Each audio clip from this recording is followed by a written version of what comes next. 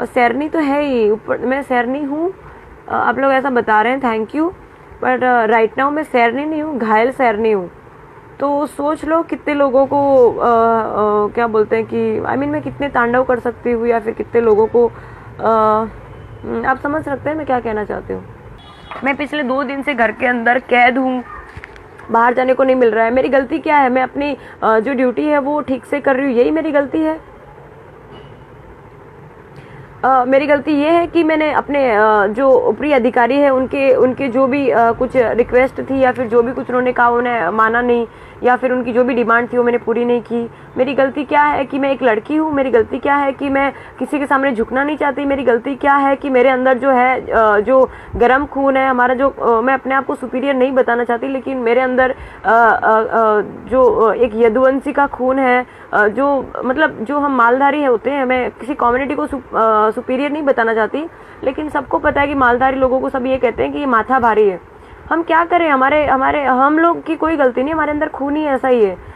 जो यदुवंशी का हिस्ट्री आपको पता ही होगा। श्री कृष्ण भगवान ने उस टाइम द्रौपदी की लाज बचाई थी, लेकिन जो उस रात घटना घटी उस दिन मेरी खाकी की लाज उनकी ही एक मतलब वंश की एक लड़की की खाकी की इज्जत लूट रही थी, वो मैं बचा नहीं पाई। तो आप समझ सकते हैं कि मेरी गलती क्या है। मतलब अभी भी समझ में नहीं आ रहा कि मेरी गलती क्या है, पर जो भी है यार, गलती हुई। जिसको भी मैंने डिसअपॉइंटेड किया है, जिसको भी लगता है कि मैंने गलत किया, उन सबसे मैं माफ़ी चाहती हूँ। मैं उन सबसे डर की माफ़ी नहीं मांग रही हूँ, मैं सिर्फ इसलिए माफ़ी मांग रही हूँ कि मैं सिर्फ अपना फ़र्ज अदा कर रही हूँ, मैं सिर्फ अपनी ड्यूटी कर रही हूँ। मुझे किसी से कोई तकलीफ़ नहीं है। मुझे ऐसा लगता था कि मैं मतलब लोगों को जब तकलीफ होती है तो पुलिस के पास आते हैं, जब आखिरी रास्ता उनके पास होता है तब वो पुलिस के पास आते हैं, ठीक है। तो हम लोग कहीं ना कहीं उनकी मदद करते हैं। आज देखिए कि एक पुलिस वाली या फिर एक LR ऑफिसर को उनके ही पुलिस वाले सपोर्ट नहीं कर रहे हैं। कल तक मैं आपको ये कह रही थी कि पुलिस डिपार्टमेंट मेरे साथ है, सूरत गुजरात ही नहीं भारत की पुलिस डिपार्टमेंट मेरे साथ है, पर मेरे सूरत की जो पुलिस डिपार्टमेंट है सब इसमें इन्वॉल्व नहीं है। पर कुछ लोगों ने मुझे जो है निराश किया है। मैंने कंट्रोल रूम में अभी कॉल किया, मैंने उनको कहा कि इस तरह से मैं परेशान हूँ, प्लीज़ आप घर पे आइए, मुझे हेडक्वार्टर आना है, अपनी बात रखनी है, मुझे सर से मिलना है। तो मुझे इतनी सिक्योरिटी प्रोवाइड नहीं करी गई कि मैं कमिश्नर कचहरी जा सकूं। मुझे आप सबसे रिक्वेस्ट है, प्लीज़ कमिश्नर सर तक मुझे श्री ब्रह्मभट्ट सर से कमिश्नर ऑफ पुलिस से पुलिस को मतलब कमिश्नर सर तक मुझे मेरी मैसेज पहुंचाइए कि मैं सिर्फ उनसे मिलना चाहती हूँ। अगर वो नहीं मिल सके तो प्लीज़ मैं DG सर से रिक्वेस्ट करती हूँ, director general of police, director general of NCC, army chief, उन सब से मैं रिक्वेस्ट करती हूँ कि सर प्लीज़ मेरी हेल्प कीजिए। मुझे डर नहीं है, वो तो सिर्फ हेल्थ मिनिस्टर थे, शायद होम मिनिस्टर साहब के नवाबजादे या उनके सुपुत्र होते तो उनको भी मैं रोक सकती थी। अभी भी मुझे में पावर है, मैं डर नहीं गई हूँ, मैं सिर्फ हेल्प चाहती हूँ, मैं सिर्फ मदद चाहती हूँ, क्योंकि मैं जहाँ हूँ वहाँ पे और मुझ पे जो इस वक्त प्रेशर है वो इतना ज़्यादा है कि वो लोग कभी भी मेरे साथ कुछ भी कर सकते हैं। अभी भी मेरी सोसाइटी में बाहर के लोगों को आना अलाउ नहीं है, पर वो लोग इनडायरेक्टली मेरे सोसाइटी के पर्सन्स के साथ कांटेक्ट करके मेरी इन्फॉर्मेशन निकलवा रहे हैं, मैं कहाँ जा रही हूँ, क्या कर रही हूँ, कैसे क्या, ये वो सारा कुछ। तो आप लोग से रिक्वेस्ट है कि प्लीज़ मेरी बात आगे तक पहुँचाइए। मुझे मदद पा रहे हैं मेरी बात, मुझे हेल्प की ज़रूरत है, प्लीज़ आप मुझे हेल्प कीजिए। देखिए मेरा ऐसा मानना है कि पुलिस डिपार्टमेंट जो है उसके पास बहुत पावर है। सिंघम मूवी देख के या फिर गंगाजल मूवी देख के मुझ में या मुझ जैसे कोई भी भारतीय या फिर कोई भी पुलिस ऑफिसर में जो देशभक्ति की भावना जगती है वो काबिल तारीफ़ है।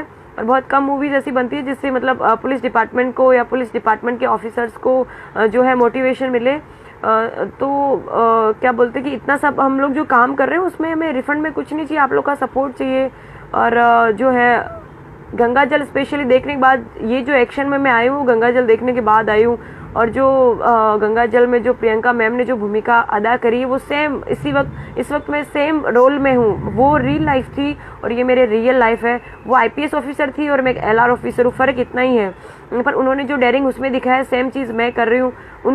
उनको भी उस वक्त बहुत ही तकलीफ़ें सहन करनी पड़ी थी। मैं हर परेशानी से लड़ने के लिए तैयार हूँ, पर मुझे आप लोग की सपोर्ट की ज़रूरत है। मैं अकेले कर सकती हूँ, बहुत कुछ कर सकती हूँ, जो करके आई हूँ आपके पास वीडियो ऑडियो पहुँच गया, आप समझ सकते हैं कि मैंने कितना कुछ किया है। पर मुझे अभी और बहुत कुछ करना है। जिसके लिए मुझे आपके सपोर्ट की ज़रूरत है।